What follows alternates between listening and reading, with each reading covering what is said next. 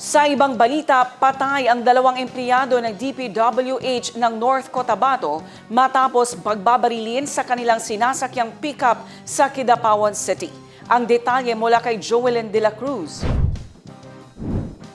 Sa report ng Kidapawan City Police, naganap ang insidente alauna just kaninang hapon sa Barangay Lanao, Kidapawan City. 5 ang sakay ng pick-up kasama na ang dalawang biktima ng pagbabarilin ng hindi pa kilalang salarin na nakasakay naman ng motorsiklo. Ang biktima ay isang 37 anyos, Chief Quality Assurance ng 2nd District ng DPWH 12 at residente ng Marawi City, habang isa naman ay 25 years old na engineer na residente ng Malabang, Lanao del Sur. Isa pang sakay ng pick-up ang sugatan matapos tumalon sa sasakyan nang mangyari ang pamamaril. Nagawa pang makapagmaneho ng driver ng pick-up hanggang sa bumangga sa poste ng kuryente na nagresulta naman ng pagkawala ng supply ng elektrisidad sa ilang parte ng lungsod. Ligtas naman ang dalawa pang kasama ng mga ito.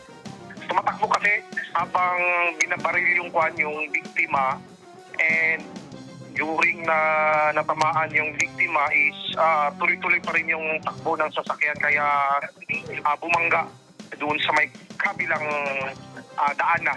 Medyo malayo-layo pa nasa mga 200 meters kung saan binaril yung sasakyan. Actually, 5 yung sakay. 2 yung may tama dito. Actually, may injured yung isa dahil sa pagtalon ng isang passenger, yung nasa likuran, nagkaroon ng sugat.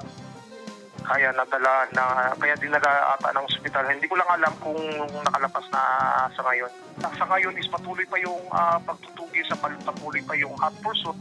And until now, yung mga investigator natin nag-conduct pa ng investigation, and yung mga intelligence natin patuloy pa rin yung pag-hanap ng mga possible witnesses, and nag-gather din sila ng mga information and pieces of evidence also. Actually, hindi pala TMX, XRM pala na red-white yung ginamit ng mga perpetrators.